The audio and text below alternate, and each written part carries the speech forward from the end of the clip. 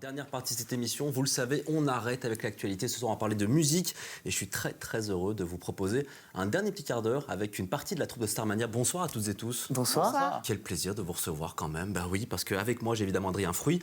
Bonsoir, vous interprétez Ziggy. À vos côtés, c'est Mag, alias Stella Spotlight. Oui, et puis c'est William Cloutier qui est là aussi, qui joue 0 janvier. Merci à tous les trois. Johnny Roquefort. Johnny Roquefort, pardon, je dis Non, pas de souci. Non, mais écoutez, c'est très bien. J'adore qu'on me corrige comme ça aussi. Starmania, est-ce que je dois vraiment rappeler ce que c'est? Un petit peu quand même. C'est un spectacle créé par Michel Berger il y a maintenant 40 ans, 6 millions de spectateurs, des chansons devenues mythiques. Aujourd'hui, c'est Thomas Joly qui a repris la mise en scène de la dernière représentation. Ça sera de retour en Belgique, à Bruxelles, fin novembre, du 28 novembre au 1er décembre. Ça sera au Palais 12, ce qui est une salle absolument magnifique. Déjà 1 million de spectateurs pour vous, là. Ouais. Je vais juste commencer par là. Qu'est-ce que ça fait, Adrien? Complètement fou, complètement dingue. Je crois qu'on réalise pas. Oui, ça c'est incroyable. Pas du tout. 1 million de personnes, même. Ouais. 270 shows, 1 million de personnes. Seulement 270, c'est ça? Ouais. Vous savez quoi, on va regarder comme un bout de la bande-annonce, comme ça je suis pas le seul aussi à savoir de quoi on parle, et on en parle justement juste après. J'aurais voulu être un artiste pour pouvoir faire mon numéro. J'aurais voulu être un artiste.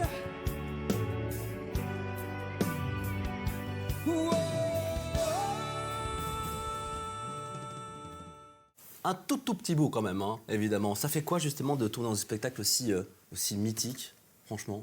Ben pour ma part, c'est déstabilisant parce que d'un, je m'éloigne de chez moi parce que je suis pas au Canada.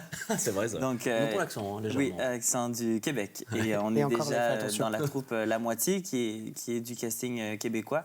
Et je pense que c'est dans l'initiative de vouloir se coller aussi à la version 79, de garder ce beau mélange. Et pour ma part, c'est vertigineux de tout quitter pour venir ici faire le spectacle. C'est dingue, hein, Mag, on se rend compte quand même de jouer dans un spectacle aussi mythique quand même Moi, encore aujourd'hui. c'est vraiment un rêve de gamine pour le coup. Moi, j'ai rêvé de Starmania depuis toute petite. J'ai rêvé d'en faire partie. J'avais dit une fois, voilà, même pot de fleurs sur Starmania, j'aurais aimé. Il n'y a pas de pot de fleurs, donc du coup, ils m'ont proposé Stella Spotlight. C'est déjà ça. C'est pas le pot, c'est le spot. Voilà. Et qu'est-ce qui explique un tel succès? Parce qu'encore aujourd'hui, j'ai dit 1 million de spectateurs pour vous, avec une tournée qui va encore revenir ici en Belgique fin novembre. Comment vous expliquez ce succès Moi, je pense que ça parle à toutes les générations, parce que ça va parler aux parents, aux grands-parents. Maintenant, on a toutes les générations. On a vu les générations arriver en plus de ça. Oui, on a vu le spectacle se rajeunir au fur et à mesure des spectacles. Ça veut dire quoi, se rajeunir pour un petit peu On a commencé, je pense que les premières avant-premières et les premières à Paris, on avait surtout des gens donc de l'époque des années 70. Des nostalgiques, des grands fans. Exactement. Et puis là, plus ça va, et plus on a les parents, les enfants. Et c'est assez... on est fiers, c'est une grande fierté pour nous. Oui, justement, William, ça a été un peu remis au goût du jour, ce spectacle Starmania, ou est-ce qu'on est vraiment sur des codes très codifiés qu'on va justement répéter D'abord, il faut savoir que les chansons à eux-mêmes ont connu un immense succès planétaire. Et je pense que ce qui est vraiment original de cette version, c'est que plus que jamais, elle est collée à la dramaturgie. Donc, le travail de Thomas Joly, notamment, a été de faire en sorte que le puzzle soit le plus lisible possible par le public. Et je crois que plus que jamais, les enjeux, en tout cas, de l'histoire de Starmania, parce que c'est une histoire à la base, sont tout y est, en fait. Et il y a un respect aussi de vouloir conserver une identité musicale de 79, avec notamment Victor, notre directeur musical, qui a fait un travail incroyable pour garder justement ces saveurs-là, ces sonorités-là. Et même dans le travail aussi de casting, il y a une volonté de vouloir retrouver, en tout cas, des couleurs vocales semblables à 79. Et puis ça reste très moderne aussi, parce que c'était la période justement dans les années 70, c'était quand même la période du disco, les premières versions aussi qui étaient très orchestrées. Au final, on en revient, et le travail de Victor est assez magique. Et naturellement, c'est très moderne, au final. Naturellement qu'avec la technologie aussi, on assiste à vraiment un spectacle spectaculaire dû aux effets aussi. Je veux dire, la machinerie nous permet de faire un truc tape à l'œil tout en conservant l'essence du propos. Oui, pour revenir justement sur le casting... Ça fout la pression, pas d'être comme ça, Stella Spotlight, parce que vous le disiez vous-même, c'était un petit rêve quand j'étais jeune. Là, aujourd'hui, se dire, c'est moi, qu'est-ce qu'on se dit? Moi, j'ai eu un petit peu de pression, j'ai vécu un peu de pression au début, parce que le casting était tenu secret. jusqu'à la première. Et en fait... Attendez, ça veut dire quoi? Ça veut dire que jusqu'au moment où ça allait commencer, vous ne saviez pas que vous étiez... Alors si, moi je savais. On savait, heureusement qu'on était... on avait répété un petit peu. Le public ne savait pas, par contre. D'accord, donc c'est vraiment une découverte pour le public. Qui étaient les personnes qui allaient interpréter donc, ces rôles. Et il y avait beaucoup d'attentes de la part du public. Tout le monde disait, bon alors, il faut s'y coller. Diane Dufresne, par exemple. Et puis, moi, voilà, c'était la pression que j'avais, en tout cas pour ma part, au lever de rideau, de me dire... Est-ce que les gens vont s'y retrouver? Est-ce qu'ils vont trouver que je suis à la hauteur du rôle? Vous avez peur qu'ils soient déçus? Oui, oui. Le syndrome de l'imposteur aussi. Oui, voilà, de se dire, est-ce que je suis à la hauteur de ce rôle mythique, quoi. C'est Starmania, quoi. Ouais. Justement, vous parlez du casting. Pourquoi c'est vous? Ils ont fouillé quand même la terre entière. Je pense. Mais c'est pour ça, mais pourquoi c'est vous et pas d'autres gens? Je pense que c'est au-delà de la voix, effectivement, on chante, c'est notre métier. Je pense que la vision de l'équipe de production, de l'équipe de casting, il y avait une vraie vision, surtout en plus Raphaël Lamberger et Thomas avait une idée bien précise des personnages et au-delà comme je dis, au-delà du chant, on met aussi de l'âme, de ce qu'on est dans les personnages. Donc, c'est ce qui fait notre force et c'est ce qui fait la force du c'est un tout, c'est une rencontre avec un rôle, je pense. Oui, c'est ça. Et quand on se retrouve devant une équipe de casting comme ça, c'est aussi une chance. Parce que peut-être que ça aurait été une autre équipe de casting, peut-être qu'ils auraient choisi quelqu'un d'autre, on ne sait pas. Mais en tout cas... Ça se joue sur des tout petits trucs. Hein, ça se joue, ça se joue, moi, comme je dis souvent, c'est un petit supplément d'âme. Et quand on arrive, l'équipe a une évidence ou pas. Et en général, quand il y a évidence pour l'équipe, Bon, après, il y a des prérequis, William. Il faut savoir chanter, danser, un peu jouer aussi. Oui, naturellement, parce que moi, dans la vie, je ne tue pas des gens comme Johnny Roquefort. Donc, forcément, il y a un travail de composition. Non, mais c'est vrai, parce que, je veux dire, naturellement, ça fait appel à nos talents de comédiens, de travailler les enjeux des personnages, d'être dans la vérité et d'être surtout vraiment aligné avec ce que propose chaque personnage à la base. Et notre entrée dans Starmania s'est faite de manière tous très différente. Pour ma part, j'aime dire que j'ai pas choisi Starmania m'a choisi. C'est après un spectacle que Luc Plamondon est venu en coulisses pour me dire, en fait, envoie tes vidéos parce qu'on cherche ce type de voix. Et du coup, j'ai dit, ça y est, on envoie les vidéos. Et le lendemain, paf, dans l'avion. Et... Bon, après, ça se passe super bien. Je l'ai dit, 1 million de spectateurs déjà. Plus de 250... show, 270 même.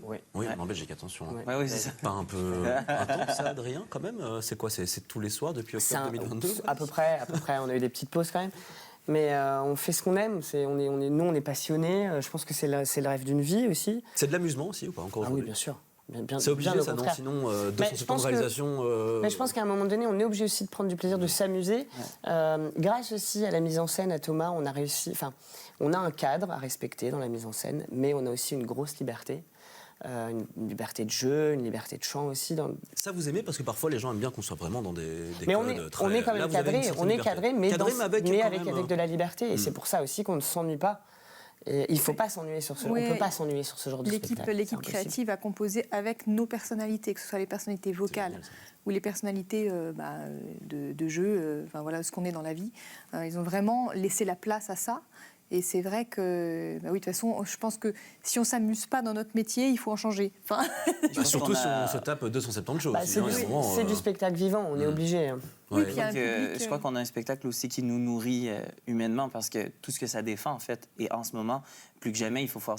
Mais vous vous marrez ou pas dans la troupe un petit peu aussi, Starmania? Parce que ça aussi, ça peut être compliqué quand même de tourner pendant 2 ans ensemble. On a l'air d'être triste là. Non, là, vous trois, vous avez l'air très très bien. C'est comme une famille, c'est-à-dire qu'on a nos coups de gueule, on a nos coups de cœur, tout ça s'exprime au sein d'une troupe, et puis voilà. C'est une famille, c'est une véritable famille, avec tout ce qui va, avec les disputes, mais tout est bon enfant, tout est... Et je pense que c'est ce qui fait aussi la magie du spectacle. Vous l'avez dit, au début, il y avait évidemment des nostalgiques aussi de la période Starmania qui étaient présents. Est-ce qu'aujourd'hui, ça s'est un petit peu rajeuni? Vous voyez des jeunes qui chantent comme ça, c'est tube de la variété française? Oui, puis il y a même vraiment des enfants. Des enfants, c'est vrai? On voit des petits qui ont 6-7 ans. Et moi, je ne le conseille pas, mais il y a quand même un public curieux qui accompagne les parents et qui veulent revenir finalement. Moi, ce que je trouve assez magique... ça de voir des enfants. De voir les petits, alors, on ne voit pas la même chose quand on est petit et quand on est grand. On voit les couleurs, on voit le spectacle. Voilà, et moi, ce que je trouve assez émouvant, c'est qu'on a eu des enfants qui venaient, qui nous disaient moi, voilà, plus tard,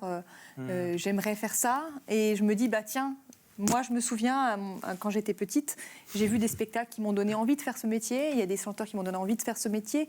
Et je me dis, là, c'est nous qui transmettons ça aux générations. Ça, c'est le plaisir. Adrien, il y a la pression aussi, non? Parce qu'on chante quand même des grands tubes qui ne sont pas vocalement si faciles non plus à réaliser. À quel point c'est du travail aussi pour vous, même si vous êtes des chanteurs confirmés, de vous coltiner. C'est pas intimidant, finalement, d'interpréter ce genre de ça reste du travail, quoi qu'il arrive. Je veux dire. Non, mais intimidant quand même de... C'est des monuments mais je pense sacrés, fait, on ne peut pas y penser dans ces cas-là, parce qu'on ne monte pas sur scène sinon. Je veux dire, avec toute l'histoire de Starmania, on essaye justement de penser à l'histoire, de penser à ce qu'on raconte, mais pas de se mettre la pression avec tout ce qui est à côté, le nombre de spectateurs. Sinon, dans ces cas-là, on est paralysé, on ne monte pas sur scène. Bon, le million, on peut le répéter quand même, ouais. de temps en temps, quand même, hein, ça on a Ça le droit. Juste, vous l'avez déjà dit, mais l'histoire, on est vraiment sur la même histoire qu'à l'origine? La même. Ouais. La même, vraiment. C'est la même histoire qui a été vraiment retravaillée par l'ordre des scènes des chansons pour qu'elle soit encore plus lisible qu'à l'origine. Ouais. Voilà. Mais c'était une dystopie, c'était science-fiction à l'époque. Il était déjà en avance. Luc Plamondon était complètement visionnaire et musicalement, Berger était visionnaire aussi d'une certaine manière. Il y a un mec aussi dans la troupe, alors il n'y a pas vraiment dans la troupe, mais c'est le chorégraphe mondialement reconnu et connu, qui est déjà venu s'installer ici, c'est Sidi Larbi-Cherkaoui qu'on adore dans cette émission. Lui, il faisait quoi? C'est vraiment tout ce qui est choré dedans, c'est lui qui gérait tout à 100%? La chorégraphie, oui. Il est bon quand même. Hein. Ah oui, il a réveillé le danseur en moi. C'est vrai? Nous, en fait, on n'a pas eu le choix. Oui, il a réussi à nous faire danser. Moi, il a réussi à me faire danser. Franchement, c'était pas. Et ça donne bien? Ça donne bien?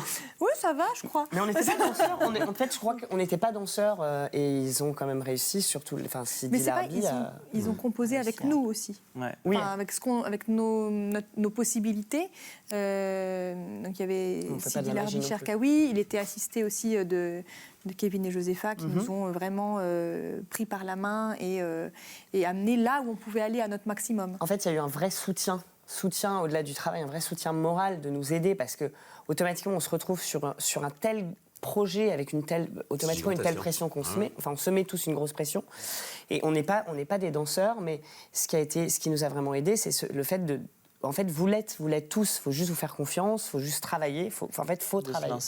Il faut se lancer. Et c'est ce qui se passe. En même temps, Thomas Joly, Sidi Larbi-Cherkaoui, on peut se laisser presque guider, non d'une certaine manière, parce que j'ai l'impression que tout est bien en place aussi, Mag, à ce niveau-là. Vous avez une confiance presque aveugle, finalement, à ceux qui vont vous diriger, vous laisser quand même cet espace de liberté. Moi, j'étais fan du travail de Thomas et fan du travail de Sidi Larbi, vraiment depuis avant Starmania. Et quand on m'a dit qu'ils étaient aux commandes, je me suis dit, le pied. Ouais. Donc il y a juste à se laisser faire, effectivement. William, juste une question. Quand les gens sortent de la salle, qu'est-ce que vous espérez comme réaction? C'est de se dire, c'est le Starmania que je connaissais, ou plutôt, c'est du Starmania que je connaissais pas du tout, en fait? Un peu des deux, en vrai. J'ai envie que les gens qui connaissaient les autres versions puissent, être nostalgiques, mais aussi heureux de redécouvrir l'œuvre d'une façon moderne, parce que plus que jamais, comme on l'a dit, c'était prophétique, plus que jamais les choses qui ont été annoncées par Luc et Michel, finalement, se sont produites. Donc, il y a un effet miroir à nos propres angoisses, et j'ai envie que les gens repartent en se disant « Waouh, comme c'est pertinent, en fait, d'aller voir ça en ce moment. » Adrien? Moi, je me souviens d'une phrase d'une fan qui nous avait dit, parce qu'on était à la fin du spectacle, à signer des autographes, et qui nous avait dit « C'est l'opéra rock. » C'est l'opéra. Et je trouve ça très, très fort que quelqu'un, d'un coup, identifie ce spectacle comme c'est ça, en fait. C'est la définition même d'un spectacle musical et de l'opéra rock. Bon, j'ai la question un petit peu bateau pour terminer. Il en aurait pensé quoi, Michel Berger, selon vous, Mag? J'espère qu'elle aurait été fière, en tout cas. Vous en doutez ou pas? Non, je pense qu'on les artistes, quand on reprend un petit peu leurs œuvres, ils peuvent mais je pense qu'on a assez respecté et que Raphaël Lamburger a vraiment veillé aussi à ce que l'œuvre soit respectée. Bon. C'est comme une suite logique de son travail, avec, je pense et j'espère que c'est ce qu'il aurait souhaité faire et ce qu'il aurait souhaité accomplir à notre époque, en tout cas. Ouais, merci en tout cas à tous les trois d'être venus. Je ne sais même pas quoi vous souhaitez, parce que le million est déjà atteint. Le deuxième. Le deuxième. Seulement deux, non? Déjà le deuxième. Vous revenez pour les 2 millions et puis on voilà. Comme ça. Bon, merci à tous les trois. Merci Mag, merci Adrien Fruy, merci à William Cloutier d'être venu. Je rappelle donc, c'est le 28, 29 et 30 novembre et 1er décembre prochain au Palais 12 à Bruxelles, dans cette magnifique salle, pour Starmania, le grand retour. Merci beaucoup d'être venu. Et puis on se retrouve de nouveau, comme on l'a dit, pour les 2 millions de spectateurs d'ici quelques semaines, quelques mois. Quelques jours. Pourquoi pas, on est en Belgique, on a le droit de rêver. Merci à tous les 3 d'être venus, merci à vous de nous avoir suivis. Merci à Richard De Wulf, Boris Vanacker et Marie-Jean Riès pour la préparation de cette émission. Prenez soin de vous, rendez-vous demain à 21h pour un nouvel épisode des Visiteurs du Soir. En attendant, évidemment, l'information continue sur N24. Bonne soirée à vous.